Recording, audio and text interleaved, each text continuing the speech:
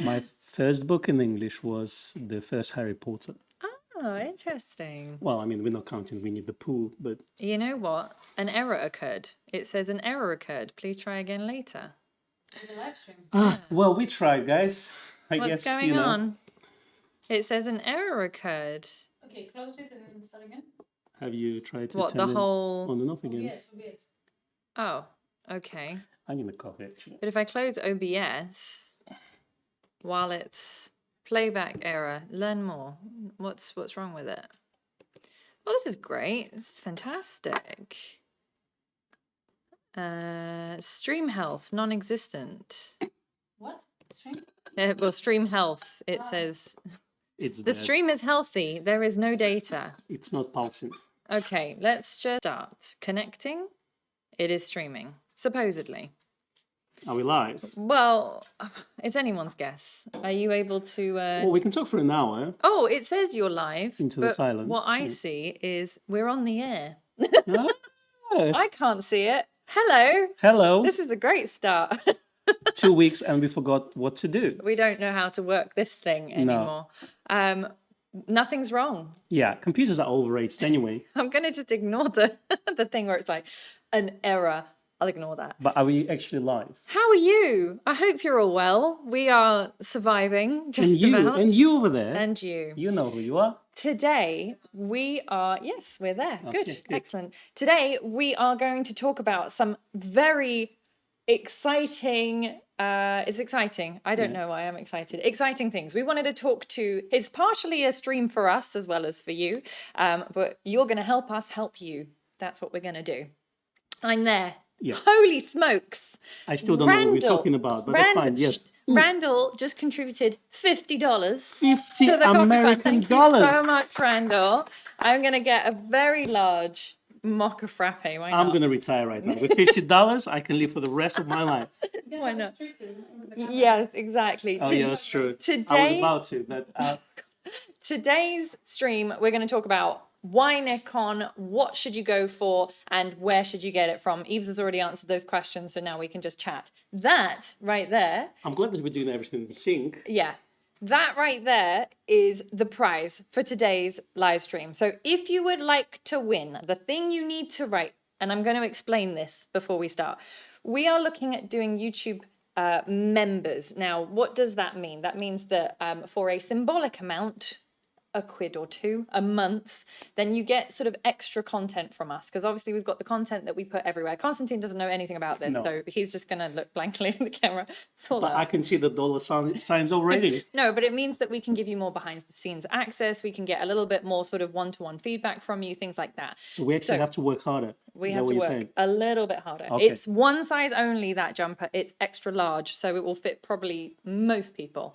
Now, the thing that we'd like you to put to enter today's competition is members get, and then whatever you want. So if you want members get, you know, exclusive behind the scenes content, or members get to pitch the next idea for next week's live stream or something like that, Live stream. or an exclusive live stream just for you. We want to know what you want. So that's what we need from you today in order to enter. It means you have to do a little bit of thinking, but Yeah. that's okay. We'll give you No time. free camera or lens. No, we don't can't. do that. Members get for £2 a month, free Yes. camera. I still have a mortgage to pay. Thank you very much, Jeremy, for your contribution to the coffee fund. I don't know why, but I can't see myself today, so on the screen. So what are we gonna do? We're that's just gonna true. We don't know how we look. no. We like to stare at the screen, just looking at ourselves. Far more interesting Exactly. than looking at each other. I get mesmerized. So what we thought today, we've had a few people come to us and say, look, I'm about to buy Nikon, but I don't really know what I'm looking for, or, you know, why I should go for Nikon over another brand. And because a lot of you are like us, Nikon enthusiasts, we thought we would open up the floor a little bit. And also this stream can then be immortalized by being put on our website. So if anyone comes over to the Grays of Westminster website that doesn't know where to start, then we've got all of you lovely people with your recommendations. You want to turn the volume off there, maybe? Nah, keep going. It's fine. And we've got all your lovely recommendations, and we've got our own opinions as well, I think. And we are well opinionated. We're aren't quite we? opinionated. Yes, exactly. Okay, so the first point of topic is why. So why would you choose Nikon? Now, we're not really going to compare brands, are we? No. You Just don't say sell no. Canon? Don't No? sell Okay. Canon.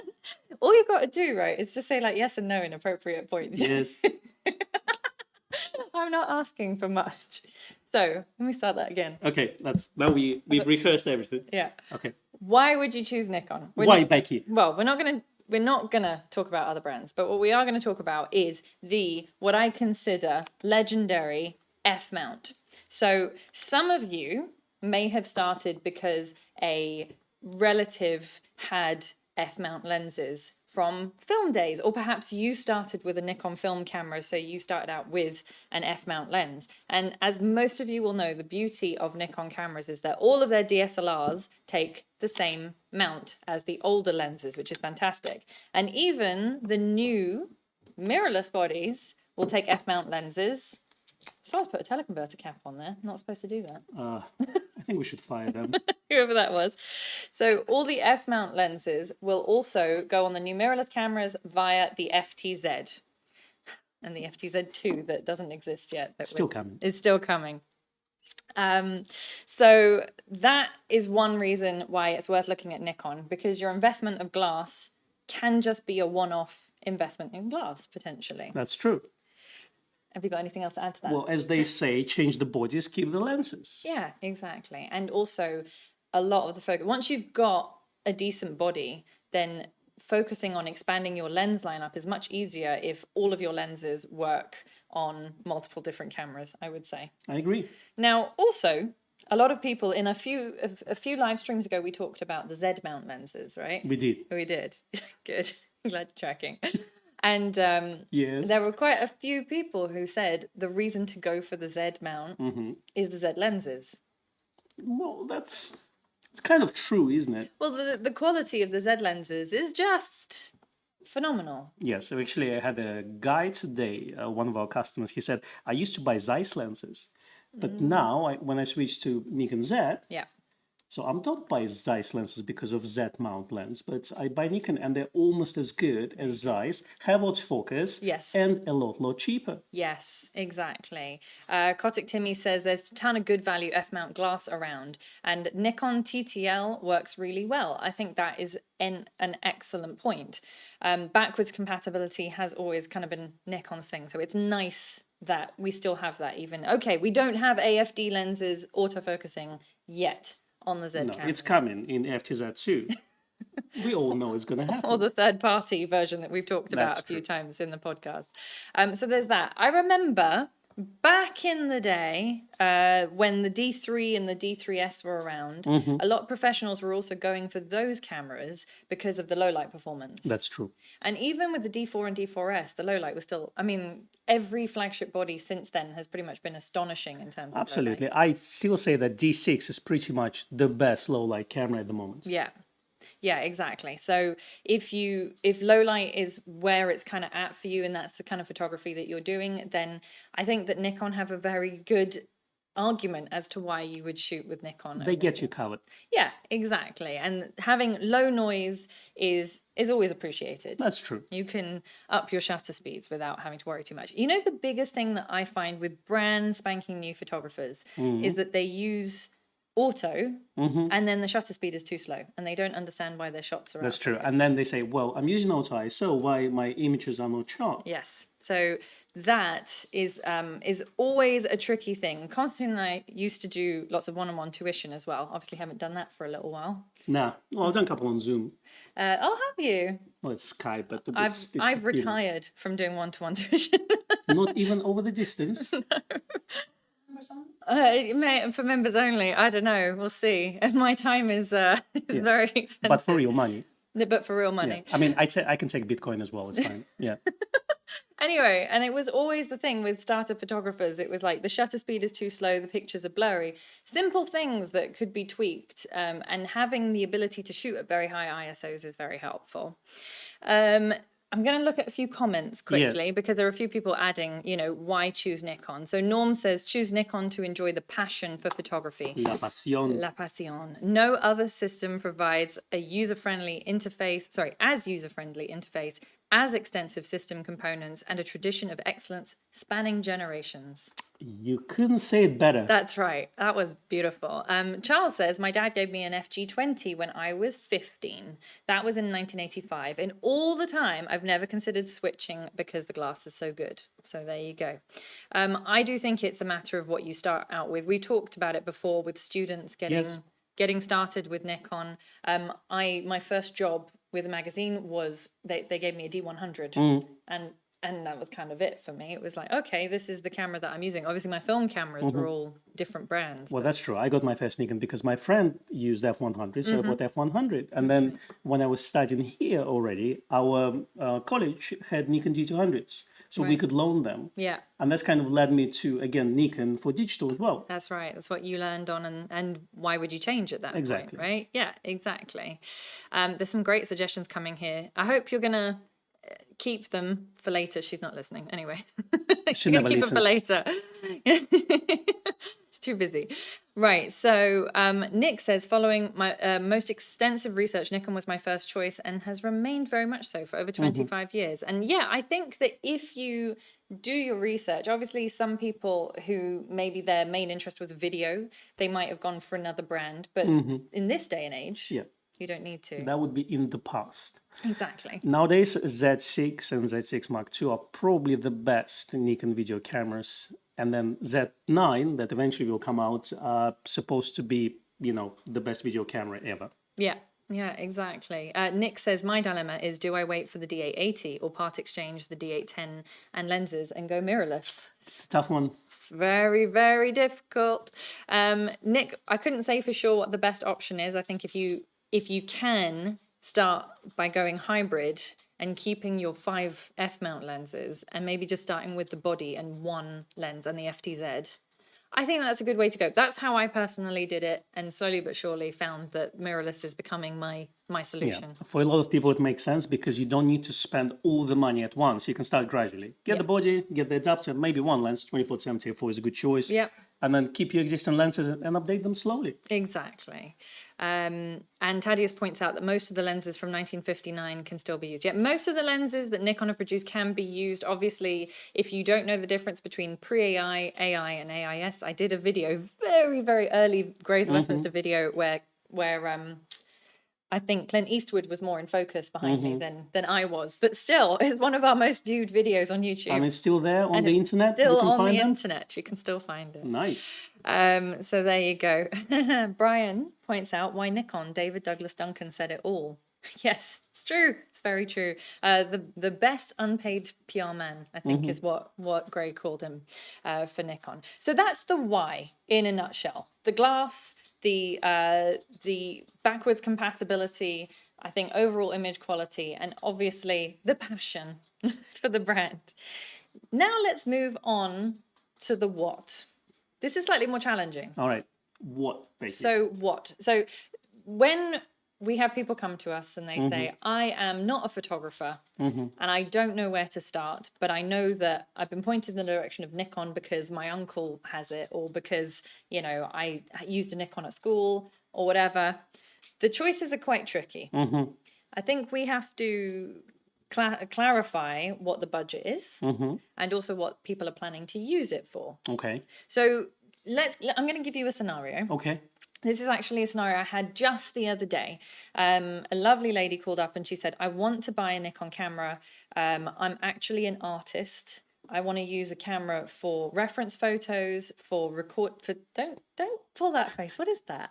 It always puzzles me when people say, I'm an artist. I'm an artist. And then I really don't know what to say because it could be anything. It could be anything. I'm going to clarify what she did. Okay. Right. So she was a painter. Okay. So she used her camera for reference photos. Okay. But So copying work, basically, reproduction work. yeah. So for example, if she was going out on a walk and she found a particularly interesting scene. So she would use the pictures As then reference. for painting. So as a reference for painting. Exactly. Okay. Or reference for lighting. Okay.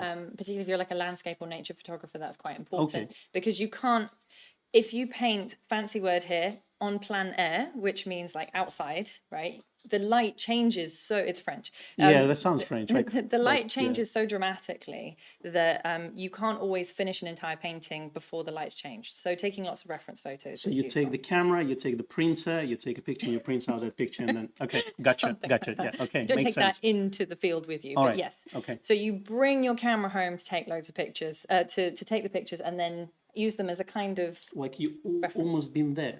like you've been there in Okay, the past. interesting. Yeah, Interesting. exactly. Okay. But also, she wanted to then, once she's finished her paintings, take pictures of the paintings and obviously put them on her website or social media or wherever.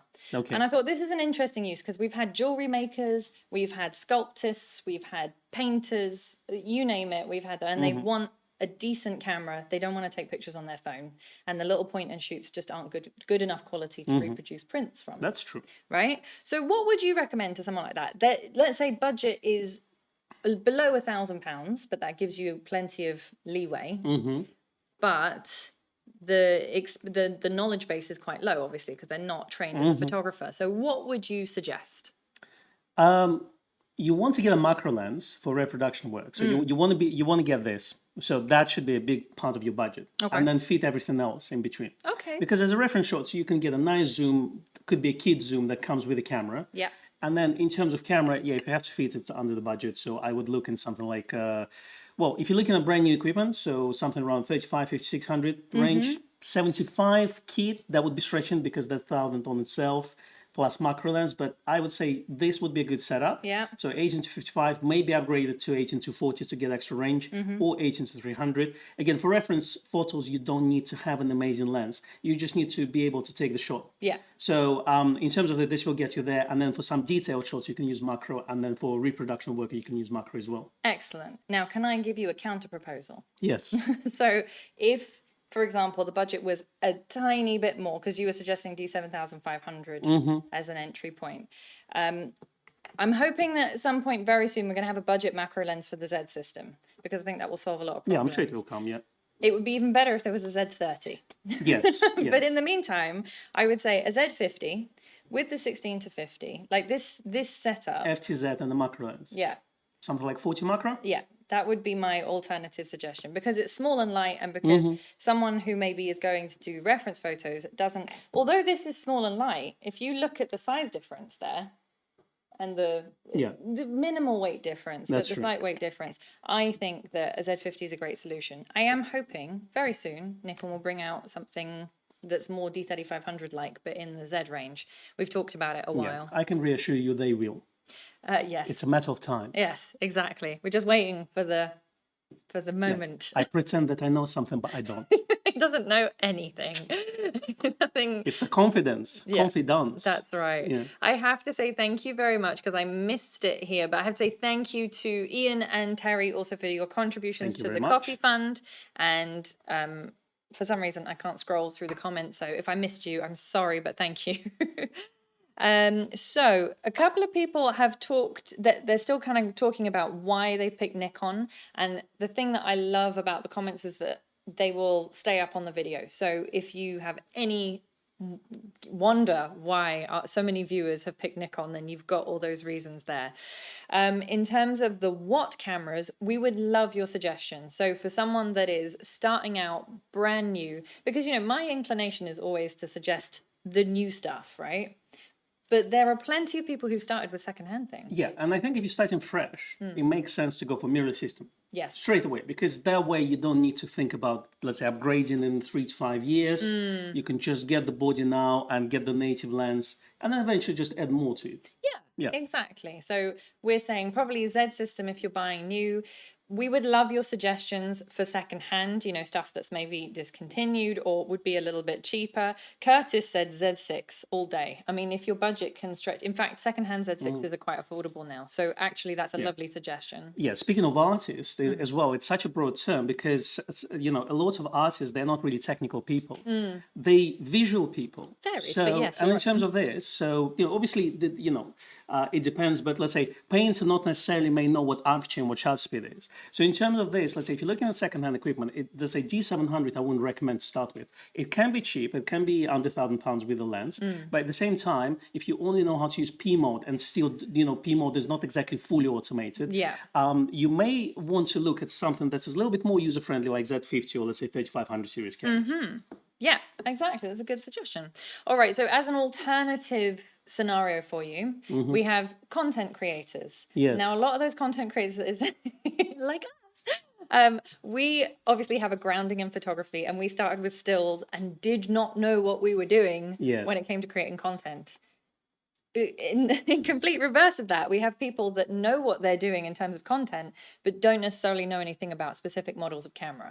So if someone came to us and said, look, I'm a YouTuber, or I'm an influencer, or I'm a travel travel writer, something like that, or a food blogger, any of Yes. those things, what would you, and the budget is a bit higher, let's say they want to spend a bit more. Would you ask them what type of influencer are you? No, No, I okay. would not ask that question because Okay. I'm not you.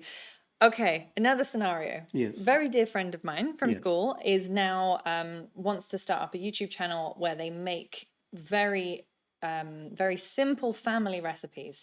They want to film their content. They want to put it up on YouTube. They may want to stream at some point, Okay. and they want obviously photos for their blogs. Okay. Okay, so their budget is a bit more. They're willing, because it's a kind of starting out a business, they want to maybe push Okay. the boat out to 2,000, Okay. 2.5, something like that. What do you suggest? Z50 as a starting point, or Z6 as a one up from there. From this type of things, you may also want to invest in audio. So get good mics and have a good audio, which is, we are not the reference for the good audio, just so We you know. learned the hard way. You may want to put part of your budget into the lighting equipment as well, and make sure that this lighting equipment either big or small enough to fit the area you filming at. So not just one light, ideally two. So once you get the lighting and kind of audio covered for the equipment, yeah, Z50 is a budget option because it does great video. But Z6, again, you don't even need to get Mark II. The Mark I version is really good. Yeah, exactly. And so the other beauty about the Nikon system now is that you can stream directly from the bodies. Obviously, it's not 4K, but who's going to stream in 4K anyway? So is it what, 1080p output on Nikon Utility? I can't remember if it's 720 now, actually. Okay. It might be. It should be 1080p, I think it's 1080 yeah. with the last update, but it Okay. wasn't originally.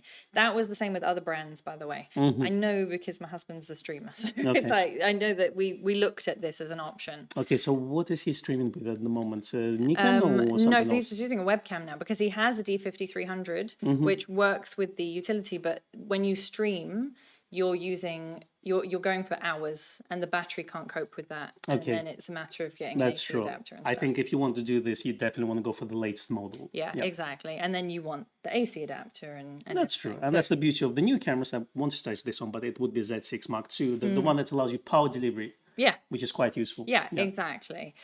So content creators, we say look at mirrorless. Definitely for video, I would advise mirrorless now. I wouldn't actually even entertain the idea of shooting with a DSLR for video. I've been spoiled. That's true. The problem with shooting with DSLRs for video is the autofocus. If you want to do it traditional way, old-fashioned cinematographer's way, you would pre-focus and you would use hyperfocal distance to make sure that you are sharp and your movements are within the depth of field. So for, let's say, technical people, it's not a problem. For content creators in general who may not be as technical as all our viewers, you may want to use autofocus, and that's the beauty of something like Z50 and Z6. You can set to follow focus, just maybe slightly adjust your depth of field to something like a 4.56, and generally you'll get a very good usable footage out of the camera straight away. Yeah, we will probably, for people that are really brand new, that wouldn't necessarily know apertures and things like that, we're going to have to do some simpler videos for them That's as well. true.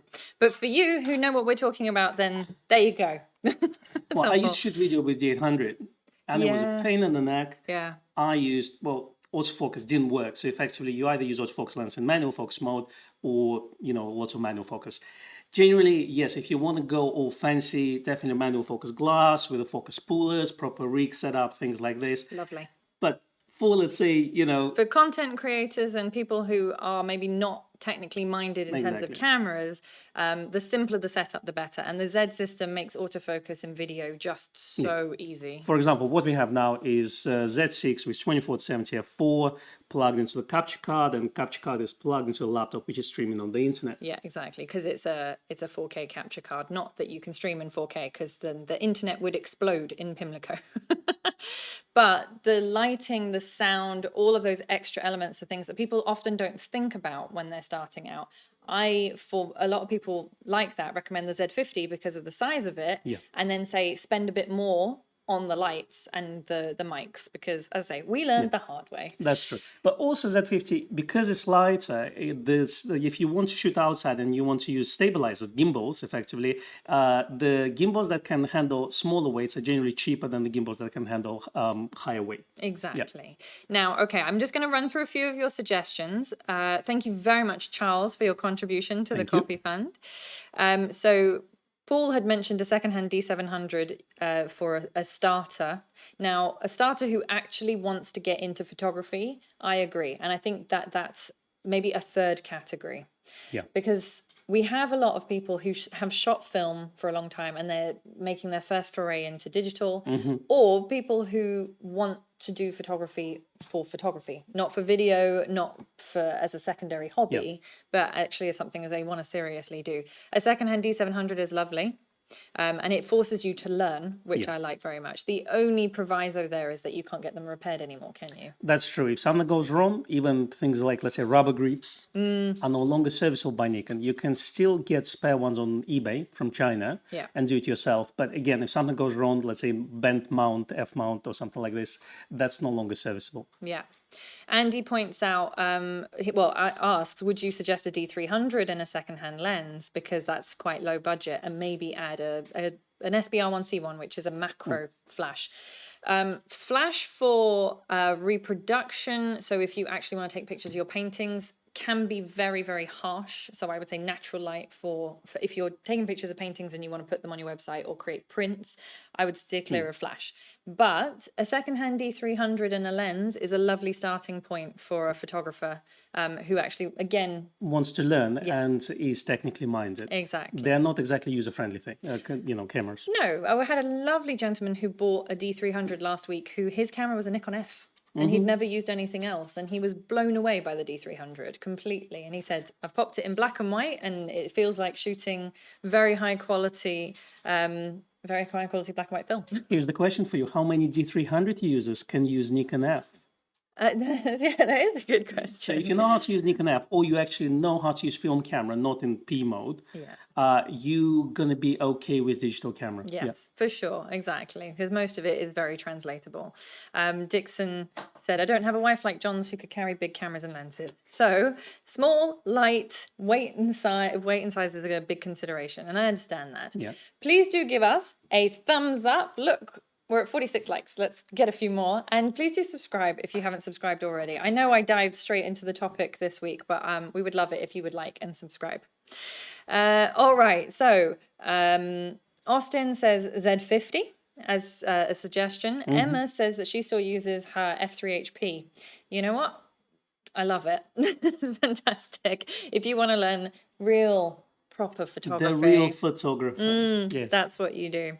But, you know, I have friends who obviously people come to me and they're like, oh, I remember you from school. What camera should I buy? This happens to me all the time. And I've had a few friends who bought film cameras, beautiful Nikon FEs, FM2s, and because they're not actually interested in learning photography, they've then not used them. So there is always that kind of toss up. A lot of people will buy cameras and not use them because they're not willing to learn what it takes to take decent photos. But I think it's so satisfying if you can do it properly. Yeah, as with everything, if you want to do it properly, you need to spend a bit of time, isn't it? Exactly. And you're right, it is the same with everything. It's the same with art, music, you name it. So now there's a few other suggestions. Kevin says, what scenario would a Z5 fit? I rarely hear it recommended. The price. It's cheaper than Z6 Mark II. So in terms of this, if you want to get a photographer's camera and you're not into video that much, that will do the job. Yeah, exactly. Curtis says the Z5 is an affordable full frame, but I would go with a used Z6 over a new Z5. Now, I, in contrast, think that the Z5 does very much have its place if you need the SD card slots, or if you don't want to invest in XQD. That's quite an expense, isn't it? It is. And also the hot charging feature came out in the Z5. Hot charging. Yeah, so that means that you can plug it in and use it while it's plugged in. For video work. Yeah, Which for video. Z5 is not good for. I wouldn't say not good, but it's not the Z6. It's got true. everything else. Time lapses It's got, yeah. from your garden. It's got everything else in it. The only difference is the way that it reads out. Yes, it's different type of sensor, which is slower, effectively. Yeah. That's it. Apart from that, I think it's great. So there. Well, when you say it's great. Stop it. Stop qualifying my statements for me. Okay, so Roger says, new to Nikon, what? This is the what thing. Mirrorless is the future. Why? The Z mount lenses are state of the art. Where? Anywhere due to Nikon's weather durability. You could have just told me to put it on the floor. Yes, I agree, Roger. Like a ninja. Yeah. So his hand just appears up. Whoop. So yes, I agree, Roger. I think that for the most part, we would now be recommending Z cameras. The budget is the biggest factor. If your budget is below £500, then there isn't yet anything to fit into that bracket. Yeah, there is no Z for you, effectively. Until Z30 comes out, and that's probably going to be still over £500, but probably close enough. I think it would be £600? maybe £599 with the kit. £599, so yeah, just about 500. We're just guessing. But you know, a secondhand Z50 might start to come below the £500 price I mean, mark. even the Z50s went down in price quite significantly. Yes, they did. So I think this now costs about, what, 870 odd pounds, isn't it? And it used to be over 1100. Yes, exactly. Yeah. So here we go. And then Michael says, started with a D5000, graduated to a D7100, and now a D500.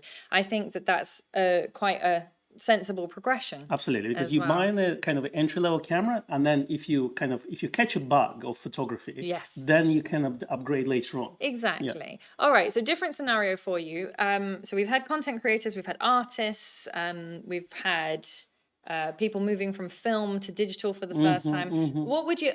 I know what I would suggest for film users moving to digital. What would you look at? Because I'm thinking F-mount lenses, right? You've got your stock of F-mount lenses. What digital camera do you go for? Okay, the first choice is Nikon DF for me. Sure.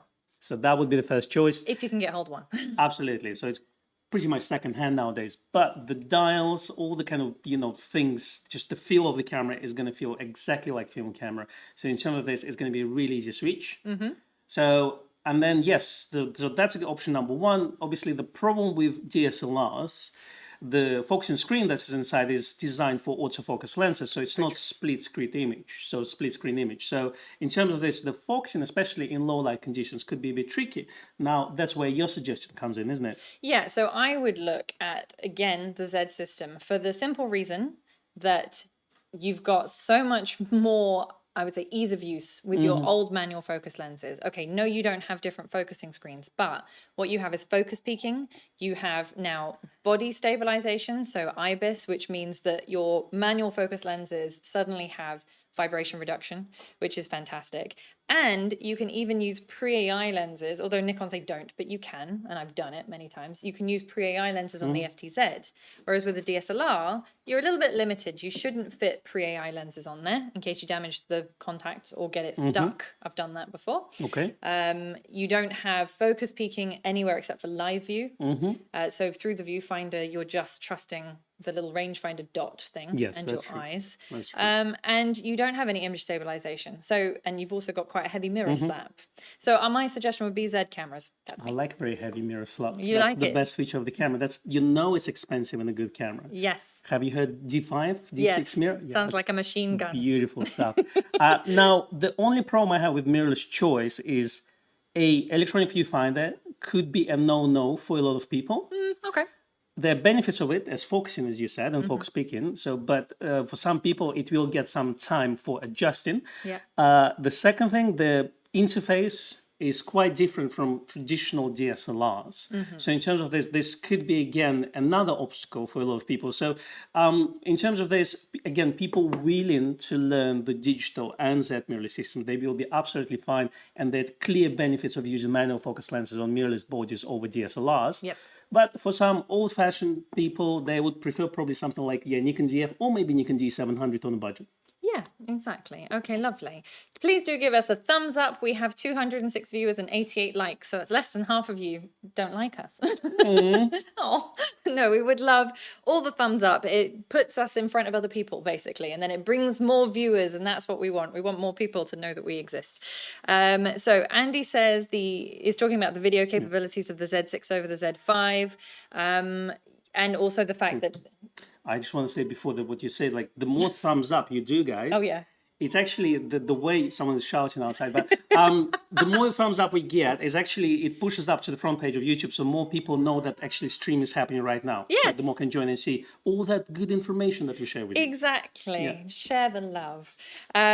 Sorry, Andy was saying about the movie kit. And the fact that we've got the Z6 movie kit, which has the Ninja, it has a small rig. In the UK, we don't get like a gimbal, we get a small rig thing, which is basically a cage that you can kind of carry around. It's not a stabilizer, but Nikon have definitely geared the Z6 and the Z6 II for movie and content creators over the others. Yes, absolutely. I mean, again, for a lot of content creators, Ninja 5 is not that essential. Ninja 5 gets you this Nikon RAW output, but it also requires ProRes, so you don't need to upgrade your camera. Now, it's still very big and heavy files, which will have beautiful latitude for color correction, but for a lot of content creators, it's a huge overkill. So again, it's the level where you are. If you're a cinematographer, that's the way to go. If you're just content creator, you can get away with just the XQD card inside Z6. And again, what you need to budget for is a gimbal if you're shooting a lot outdoors. Yes. Now, Wim asks, does a used Z7 make sense for reproduction art? I see a lot of used Z7s these days. Absolutely. I would say the higher the resolution of the camera, the better your prints are going to be. So, for example, if you are a painter, now I'm saying I'm a painter, just as a little parenthesis. So I do use, I used to use the D750 to copy my paintings, and then the D850. And obviously now I'm using the Z6. If I could have a Z7 just for that purpose, I would. But the more resolution you have in your file, the bigger your prints are going to be if you're trying to reproduce your artwork. So it's always very, very helpful to have extra resolution. And think about 10, 20 years down the road, the higher the resolution files you can get now, that means less work of reshooting that you'll need to do in the future. Yeah. It's the same for video work. Yes, if you can get 4K now, it's better than 1080p in 5 years down the road. Let's say, just think how your videos are going to look, let's say, on a high resolution TV screens later on. Yeah. Okay. Now, Code Wizard, thank you very much for your contribution to the Coffee Fund. Also says, what in your opinion is the most versatile Z mount lens for landscape photography? In my opinion. Well, in our opinion, our joint opinion. So I'm asking you.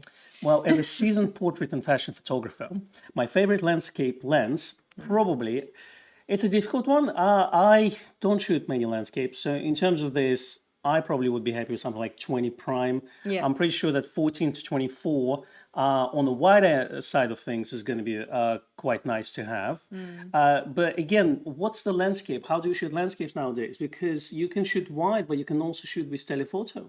You can. It depends. I was having a chat with somebody on Instagram, I can't remember who it was, that had taken a telephoto and wished they'd had a wide angle. It very much depends on the scenery. If you're walking through a forest, a telephoto lens is going to be quite unhelpful for landscape. If you're doing sweeping fields and you've got lots of space, then actually telephoto lenses are fantastic for that sort of thing. So I would say 14-24 if you've got the money to spend. If you don't need that, 14 to 30? If you don't need the 14 end really, the 14 to 30 is fantastic. Now the 14 to 30, I still call it kind of a 16 to 30 that goes to 14. I agree, absolutely. And again, all those lenses, they're a little bit better on wide angle side of things than on end of the telephoto side of things. So 14-24 is better at 14 than 24, and 14-30 is better at 14 than 30. Yes. But they're usable. What I don't like with zoom lenses, you get a lot more distortions compared to prime lens. So let's say 21.8S is a lot better corrected than, let's say, something like 14-30 lens. And again, yes, you can correct in the future, let's say in the post, but I still prefer to use prime lens for this type of work. Yeah, exactly. Now, let's just talk about lenses for a minute because we've talked a lot about cameras. So you suggested for sort of reproduction work a macro lens, Yes. which I agree.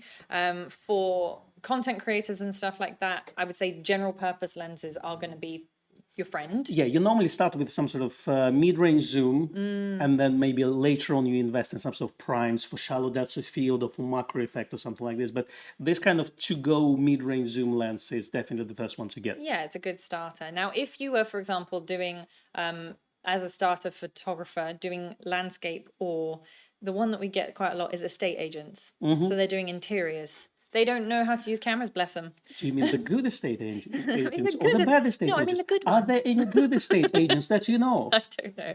We've got some lovely chaps down the end of the road who do a lot of their own photography, and they obviously in London spaces of a premium.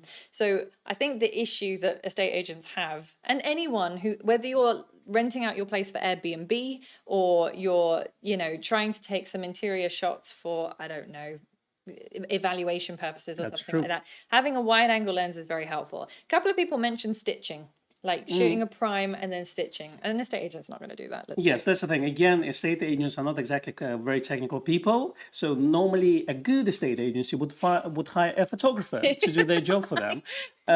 How many estate agents, agencies do that? I don't know. But generally, you would have the actual salesperson buying the camera and going there and just say, "Oh, I need the widest lens you can give me," Yeah. and they would shoot it in poor lighting, and that's all going to go on a Gumtree or And then they Rightmove or price. something like this. Exactly. Yeah. But there are ways to do it. So the widest lens possible is correct for that sort of thing if you are shooting interiors. At the same time, you get all that lovely distortion and everything looks much bigger than it actually is. When you say lovely as well, but yeah, when you come in and see this flat and you think, oh, I'm buying a mansion, in the real world, it's a shoebox. Have you been stung? No, actually, you see, I'm a house owner. So you're proud, okay. yeah, so I've passed all that. Dear. Yes, don't forget that we have the coffee fund open. Don't forget it. Oh, super chat. So the way that you do that is you go over here. If you're signed into YouTube, you go over here and there's a little dollar sign. What is super chat? It is the thing that YouTube does. Okay. And it's there. It's the thing that gives you coffee. Oh, It's like you push it and it goes. the thing that feeds us. No, that's Yes. right. Okay. So it's a little dollar sign. It's up there. I'm trying to see where my finger's pointing.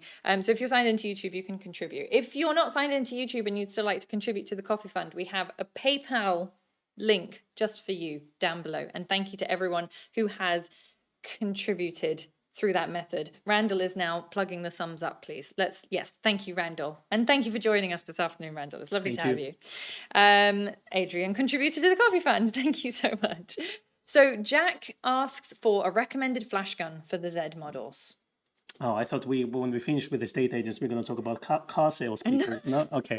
Okay. You can't diss the estate agents. They are good, I'm just people.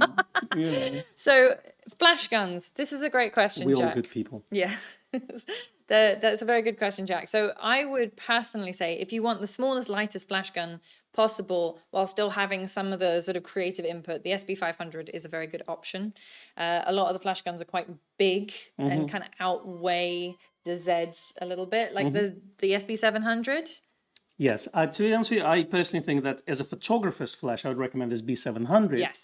While it is big, it is a better flash overall. Yeah. But the beauty of SB500, it's small, it's pocketable, it's got built-in LEDs for content creators. So that all is quite useful. Yes. But let's say if you want to just get a one flash, then get SB700. It's as a value for money, it's definitely a good choice. Yeah, exactly. And I have done a video on using the SB500 with Z cameras, which will hopefully be out sometime this century once it's been edited rigorously soon. So that will help if you've got an SB500. It just seems to be the logical choice for most people. The only thing I would say is a downside to it is it doesn't have a diffuser. It doesn't come with one, so you have to be a bit creative. And that's why SB700 is a better choice. Again, as a photographer's flash. You can buy lots of accessories for it. You can buy like umbrella holders, etc., etc. So if you want to expand on that, not just use it as a, let's say, stick it on a hot shoe and take a picture, SB700 is more flexible. Yes. Now, a couple of people mentioned PC lenses. Don says that the PC lenses are great for landscape and interior. And Steve said PC lens would be good for reproduction work as well. It's very true. The beauty of perspective control lenses is that you don't get these, what they call converging verticals, which means that everything kind of goes that way when you're taking a picture of it. So you can straighten up your lines, which is very useful. They aren't cheap though, I would say. So for... not an entry-level option. No, that's so what you not mean. an entry-level option, but yes, definitely nice if you're looking at doing that more seriously. And a lot of food photographers use 85 as well, because you can move your depth of field from being horizontal to vertical. Yes. So that way you can have, let's say, your strawberry in here, and then your chocolate mousse in there, and they both will be sharp. Are we getting strawberries and chocolate mousse after the Yes, stream now? definitely. Thank you for all your contributions. Sounds so good. But yes, you're quite right, actually. That's one thing that I've noticed when shooting food is the struggle with the depth of field. What did you use for your food shots when you did? Yeah, 85. Because you can then rotate it, because you can shoot at let's say high F numbers to increase the depth of field, but then you lose the look. So there's several options you can do. Obviously nowadays we have focus stacking as well, which you can, if you mask nicely, then you can still maintain the blur and keep the sharpness, but at the same time 85mm perspective control lens just solves those issues in camera without any post-production. Yes, exactly. Michael and Jeremy both agree on the SB700 as their choice. Austin says SB500 with a mag-mod setup. That's where you can get magnetic modifier. You can put different things on a little magnetic strip, which means it's very versatile. So by the time you spend money on the mag mode, it becomes SB700 price. The price difference is very, very close. The SB5000 is radio controlled. This is very true. You do need an extra dongle. It's not just pull it out of the box and shoot, unfortunately. You need a remote controller for that. But that's a good suggestion as well, Andy. And it is the most powerful flash that Nikon have, the SB5000. I would say once you get beyond SB5000 realm, you're talking about studio lighting. Yes, and that's where I personally would recommend for people who want to venture in the studio photography, or if you do location portraiture and things like this, as long as you don't mind to lug heavy equipment. Even, to be honest with you, studio lights nowadays get very small and very light as well. They're almost flash gun size, so you can have a look at the Godox range, and obviously nowadays from Profoto to Broncolor and Elinchrom do this. So in terms of this, yes, if you want to get more serious and studio photography, or let's say location photography with studio lights, again, could be interiors, professional interiors, definitely once you got something like SB700, the next step is studio lights. Yeah. Peter recommends the Godox V1 flashes. So I'm guessing the studio lights. Actually not familiar with them, but I've heard the name. I just can't mental image picture. Can't put it there. They do really good quality stuff for not much money. That's the thing. That's one thing about obviously you kind of get what you pay for with a lot of these things with flashes, but the Nikon flashes aren't cheap. You could put that towards a more expensive system. John gets his wife to carry his Broncolor setup, so that's good. They're not light. No, they're definitely not light. In terms of studio work, so if someone was starting as a product photographer, let's say you want to get a little bit fancy and you want to start doing product photography either for eBay or your Etsy shop or anything like that. Again, I think the key thing there is going to be the lighting. One of those little light boxes are fantastic if your products are small. Yeah. And if you want to easily replace the backgrounds and stuff like This is basically a solution that is no frill solution. It's not exactly the best possible quality. No, of course absolutely not. But it does the job. It's very serviceable, and especially for people who never touched cameras in their lives. Yeah. Thank you for that. Just like me and you. Just like us. And Baxter says Profoto. Profoto are top of their game in terms of lighting setup. So absolutely. Lots of those things depends on your budget. Again, we're looking. Profoto is especially for young people who just starting out. It's quite expensive proposition. Obviously, Broncolor is another. story. Another level. But you know, for a lot of people who are starting, if you want to go with traditional brands, Bowens, Elinchrom is a good starting point. But Godox in last 2 years, I think they've done a really good job in terms of getting into this space, and the quality is good. That's the good thing. And improving, yeah. So absolutely. John says get good lighting as it will save money in the end. Yeah, I absolutely. think if you can stretch to it, then it's a good place to start. And that's one thing, even with video work, that's very much the case. Yeah. And actually, this stuff is going to stay with you for years. I mean, my Elinchrom setup, I have for 10, 12 years now, and it still does the job. You can put radio triggers in it as long as you know how to set it up manually, which pretty much all studios lights you have to set up manually. You're going to be absolutely fine. You don't need to upgrade every 2-3 years. Yeah, exactly. And Terry says, don't forget a tripod. Yes, very good point. We probably could do a whole stream on tripods, except I'm not prepared for that. So some other time. For someone who's looking for tripods, sorry for interrupting, Tom Hogan just published a good article comparing 10 different tripods for different budgets. So yeah, go on his website, have a look. Good old Tom. He's our mate. He doesn't know it yet. Are we friends? Is this friends? Vote Tom 2021. Well, is it friends when we know about him and he doesn't know about us? I don't know. Lunatics. Would you call it a distant stalker? Maybe. Yeah, okay, Maybe that's what we are. If you have any other scenarios that you'd like to pitch to the group, please do for new photographers, or if you want some advice on what to buy, then we'd be happy to read off those comments. I am going to move on to our where section now. So where would you buy your Nikon equipment, Con? Let me guess. Well, Jessup's just went bankrupt, isn't it? So they went into They went into administration. administration. Okay. Yeah. No, not them. Okay, so You since buy we from- can't use Jessup. You buy from Graze. Because I'm going to tell you why. Because Of me and you. because we work here. No, so where you buy is an important factor. Obviously, there are grey importers out there, and that's Grey, grey importers, as opposed to Gray, which is Grays of Westminster, very different. Grey import essentially means that the equipment hasn't come through official channels, and that's applicable to any equipment, not just Nikon camera equipment, but pretty much anything. It's like you could buy your Apple iPhone from a non-licensed retailer. That's technically grey import. Buy it off eBay. Yes. Grey import. True. Yeah. So the same as with camera equipment. We have official channels, and you have in the UK official dealers. The number of official dealers is becoming smaller and smaller, unfortunately. But it does mean that if you have a camera shop that is licensed to sell Nikon, and if they are licensed to sell the professional equipment, you won't officially get it anywhere else necessarily. So like, for example, D6s, limited distribution. You can't just go to Argos and buy a D6. So grey importers bad. Camera dealers good. Grey's good. Yeah. Exactly. Okay. Good. Okay. The kind of the long-term issues with buying grey import is sometimes you're subject to import duties. You won't necessarily have a UK or an English instruction manual with your equipment. UK accessories you'll get wherever it came from. You will also not have a warranty.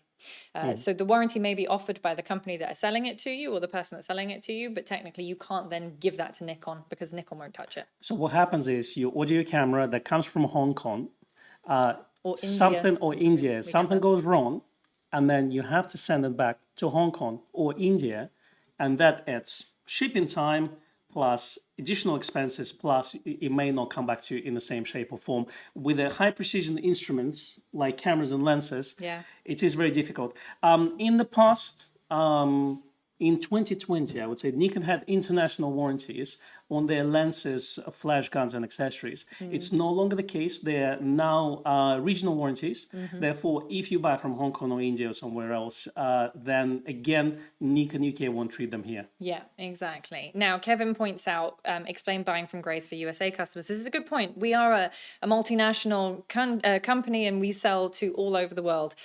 For your warranty, it is better if you buy from your region. Yeah. However, when it comes to second-hand equipment, for example, the warranty is provided by the dealer. Now, obviously, we've been around for 35 years. So our warranty in the UK is 12 months on new equipment, but Grays of Westminster's warranty on second-hand is also 12 months. So if you're looking at buying something second-hand, then having a 12-month warranty, we cover that everywhere. So, it doesn't necessarily, depending on the situation, doesn't necessarily need to come back to us if you buy something secondhand and it needs repairing. Because we're people and we know that sometimes it's not convenient to do that. When people talk to each other, good Yeah, things happen generally. exactly. So in terms of this, there've been occasions where we actually ask customer to get it serviced locally and send us the bill, and we would cover the cost under our Exactly. warranty. It happens in all kinds of places. We have a lot of professional wildlife photographers in South Africa, for example.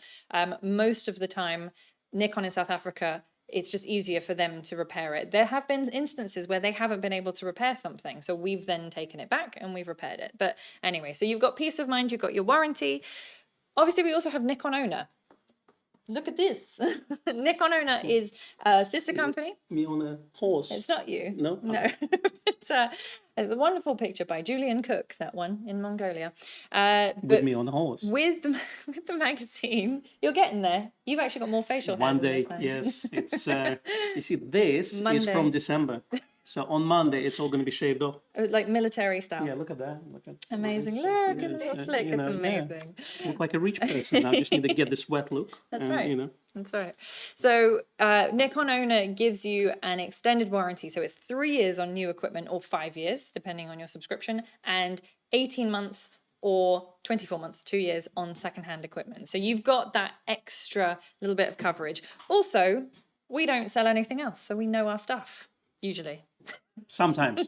Yeah. And also you get beautiful people like us. We're so pretty. Foteini, come here. Yes, Come here. exactly. Join us. You know. Just for a second, you get to be served by beautiful people like this.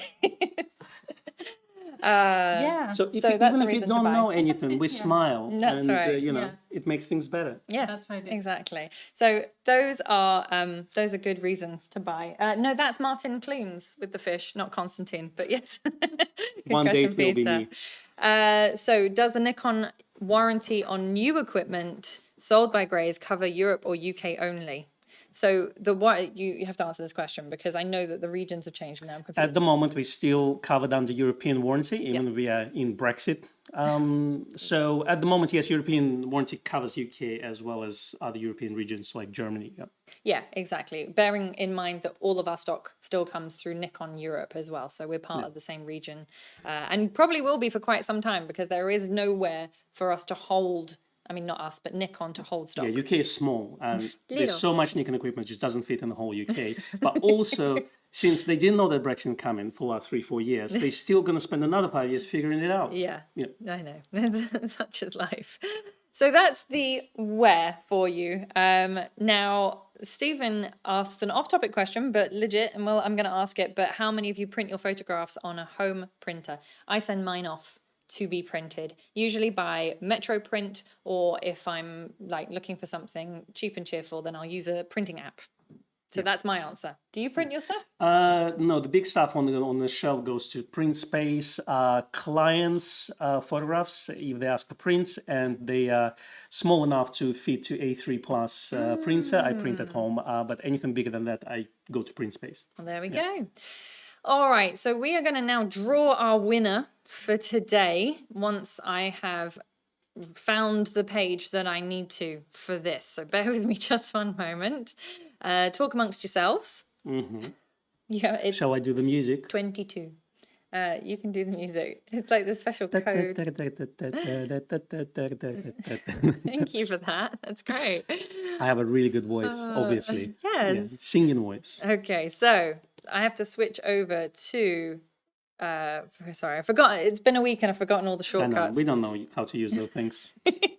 All right, ready? Are you going to hold up the prize? Oh yes, this beautiful jumper, not just a regular hoodie, but a Nikon hoodie. It is. It's very nice. And here comes the Yeah. name. It looks like it's Darren? Darren. Yay! Yay! Well done, Darren. All right, so you need to email us. You can email media@grayswestminster.co.uk and we will get that posted out to you. Yeah. So very well done. And thank you everyone for all your wonderful ideas. Yes, let me just say, if you are medium or small size, just wash it at high temperature and it will fit. It's wool, 100% Exactly. wool. So yeah, don't tumble dry it unless you want it to be small, very tiny.